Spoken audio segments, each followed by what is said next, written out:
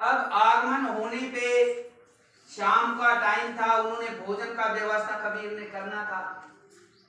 अब by chance उस दिन भोजन का व्यवस्था इतने आदमियों का नहीं था। अब वो ये भी जान रहे कि भाई अगर घर में आए कि भोजन की व्यवस्था नहीं करेंगे तो तब कितना नुकसान होगा, हमारा किया हुआ कितना चौपट जाएगा। तो ऐसे में मतलब लड़के को बोलने लगा कि भाई आज ये काफी महात्मा आ गए, ऐसा हमें पता भी नहीं था इतने आएंगे, तो हमें भोजन का व्यवस्था करना है। अब लड़का बोलने लगा कि पिताजी आप मेरे को ऑर्डर दो कछो, मैं तो वही करने को तैयार हूं। अब मेरे को तो समझ में नहीं है, अभी तक मैंने कभी ये संचालन ऐसा कुछ किया ही नहीं, आप मेरे को जैसा बोलते हैं मैं वो कर देता हूँ, अब तुम बताओ मैं क्या करूं। अब वो सोचने लगा भाई अब मैं क्या बताऊं, अब कोई हमको उधारा भी नहीं देगा क्योंकि उनकी छोटी जाति थी।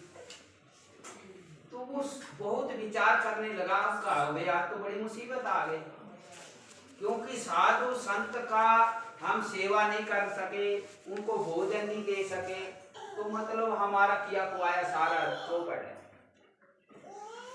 लेकिन ये बात आपसे कितनी बार चली है, आप भी महसूस कर सकते हैं, जब कोई ऐसा समय होता है अगर हम बहुत भगवान से प्रार्थना और मनन से कोई विचार करेंगे तो भगवान आज तक हमारा भी हल निकाला है और सदा से निकाला है, कभी भी देख लेना। तो उसने बोला बेटा एक काम है। बोला क्या? जिस समय प्रजा के अंदर भोजन की कोई आपत्ति है, घर में भोजन नहीं है, तो हम राजा के घर चोरी कर सकते हैं भोजन की, उतने जितने भोजन की हमें जरूरत है, ये चोरी में नहीं आती। तो अपन चलते हैं राजा के घर से चोरी कर ले आते हैं, उनके ढेर लगे होते हैं, राजा तो उन्हें सबका वो करना होता है, पालन निरीक्षण और सेवा। तो ऐसे में अपन चलते हैं, वहां से चोरी करके ला करके, एक यही रास्ता मेरे को सूझ रहा है और कोई रास्ता नजर नहीं आ रहा। तो बोला ठीक है पिताजी, आप जैसा, मैं तो जान रहा कि आप कोई पाप का रास्ता बताएंगे नहीं, आप कोई दुराचार का रास्ता बताएंगे नहीं, आप एक सच्चाई पे चलने वाले हैं, इसमें अगर सच्चाई है आप बोले तो चलो मैं चलने को तैयार हूं। अब उन्होंने जाके क्या किया, वो दीवार में थोड़ा छेद कर लिया राजा का जहां गोदाम था, और छेद करने के बाद वो लड़का अंदर घुस गया। अब उसने उतना जितना वो 8-7 साधु संत थे उतने के हिसाब से वो भोजन का व्यवस्था वहां से निकाल लिया। अब निकालने के बाद वो निकलने की कोशिश कर रहा था, बाई चांस चौकीदारों को, गार्ड थे जो वहां, उनको जाग आ गई। अब जाग आए तो उस छेद में से ऐसे ऐसे निकलना पड़ता था, ऐसे घुसा था वो। अब एकदम तो भाग नहीं पा रहा हो, एकदम तो भाग नहीं सकता। अरे भाई वो सीट छोड़ दो, मंत्री जी आ गए उनको थोड़ा आगे हो जा रहा था, तो तू जान रही है कि फिर भी तुम भी यही चाह रही कि भाई बोलेगा तब हटूंगी मैं। तो भाई अब वो जिस समय निकलने के लिए कोशिश करने लगा उतने में ही वो वहां सुरक्षा गार्ड, वो भगवान उसके राजा के चौकीदार आ करके वो ऐसे निकल रहा था, वो आधा धड़ तो बाहर आ गया, पांव पकड़ लिया उसने। अब बाप कबीर जी उसको बाहर खींच रहे, वो अंदर खींच रहा। अब कबीर ने सोचा कि भाई अब मामला गड़बड़ हो गया, अगर राजा ने पहचान लिया, वो देख लिया, वो तो ज्ञान है नहीं उसको, वो तो पहले हमसे लगता है, वो तरह तरह के ये बोलता रहता है, ऐसा है, नाटक कर रहा, ये है, फलाना है, घुमा रहा, भाइयों में बैठ रहा, तरह तरह की बातें बोलता रहता है। आज और मुसीबत हो गई। तो वो कहने लगा बेटा, क्या पिताजी मेरी गर्दन उतार को साथ दो, आप धर्म से मत फिसलना। कबीर को पता था इस बात का कि भाई यहाँ गड़बड़ हो रहा, तो उसने गर्दन उतार दी लड़के की, क्योंकि वो साधु संतों का अगर भोजन व्यवस्था नहीं करवा सके और राजा को पता लगेगा तो वो अभी दूध बेच करके भोजन व्यवस्था भी वापस ले जाएगा, वो तो जान जाएगा कि उसके घर में गया है भोजन, मुसीबत पड़ेगी। तो उसने लड़के की गर्दन उतार दी अब उन्होंने धड़ को पीछे खींच लिया, नहीं तो कुछ नहीं, क्योंकि ज्ञान आने के बाद साफ पता लगता है। तो इस उन्हीं की इच्छा थी, चलो ठीक है। उन्होंने बड़े आनंद से उनको भाव से भोजन बना के खिला दिया। अब राजा ने देखा, चौकीदार ने कहा कि महाराज आज तो अनर्थ हो गया। बोला क्या हो गया? बोला ये चोर को हमने पकड़ लिया था, तो उन्होंने गर्दन ही काट ली। देखो कितना पक्का चोर है कि हमारा पता ना लग जाए कहीं, वो तो बहुत बड़ा चोर होगा, कितनी चोरी की होगी उसने ताकि वो पोल ना खुल जाए, मुश्किल पड़ जाए। नंबर एक तो चोरी की पोल ना खुल जाए, और नंबर दो मानुष का मर्डर कर दिया उसने, कितना अत्याचारी है। बोला हाँ भाई, लेकिन अब ये पता कैसे चले ये किसका है?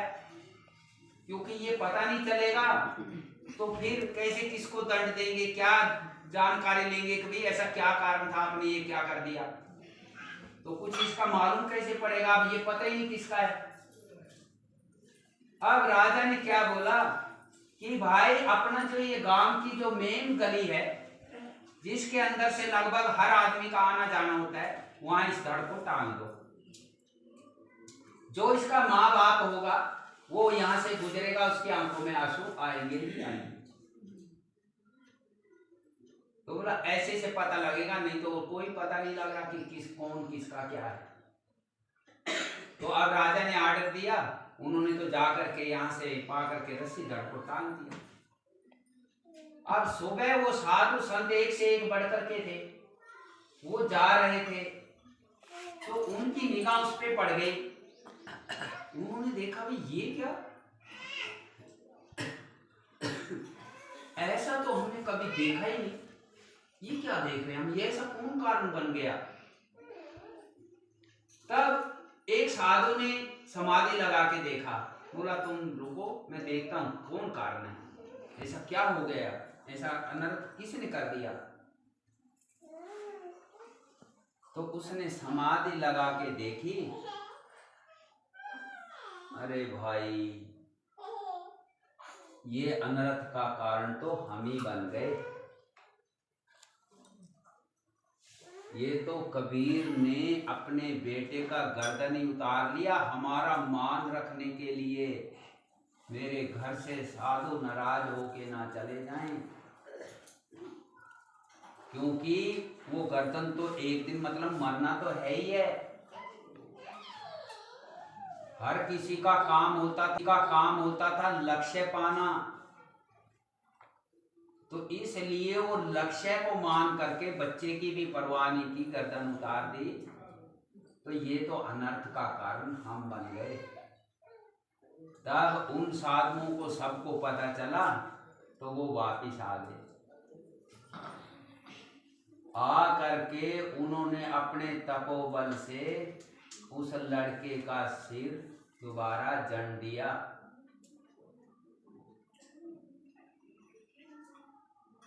अब राजा को पता लगा, उसने पूछा तो उसको जानकारी हुई।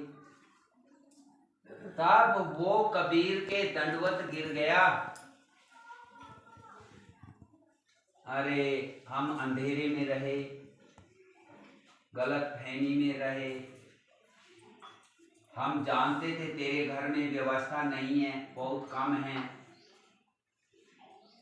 हम तू और इतना दान कर रहे, जो दान की जगह थी वहां से आंखें नीचे बैठे रहे। तो मेरा कहने का मतलब ये है मेरी बहन माताओं, अगर आप मर्यादा के लिए कितना भी इतनी तकलीफ कभी नहीं आने देता। भगवान जान रहा आज के बच्चे कमजोर हैं, वो तो सत्य था उस समय मजबूती थी तो उतनी बड़ी परीक्षा लेता था। आज इतनी परीक्षा किसी की नहीं ले रहा, वो जान रहा इतनी परीक्षा में तो वो 21 को भी बोले गर्दन उतार दो तो उतारने को तैयार हैं।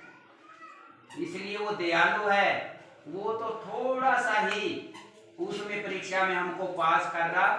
थोड़ी सी तकलीफ के पीछे हम फिसल रहे, थोड़ी सी तकलीफ के पीछे हम चिल्ला चोट कर रहे, तो ऐसा मेरी माताओं बहनों नहीं करना चाहिए। हमारे बुजुर्गों का इतिहास आप देखो, उन्होंने कितनी मेहनत की है, सच्चाई के लिए, अच्छाई के लिए, कुल का नाम ऊंचा करने के लिए, तो उसकी मर्यादा को बनाए रखने के लिए हमने सिर्फ ये निश्चय करना है कि वे आज के बाद घर में चिल्ला चौंध बंद। उसी समय से हमारे को सुख का रास्ता, सच्चाई का रास्ता, जो अच्छाई का जो सुन रहे हैं वो हम अपने इसी शरीर में और इसी घर में अनुभव कर लेंगे। बोलो वृंदावन।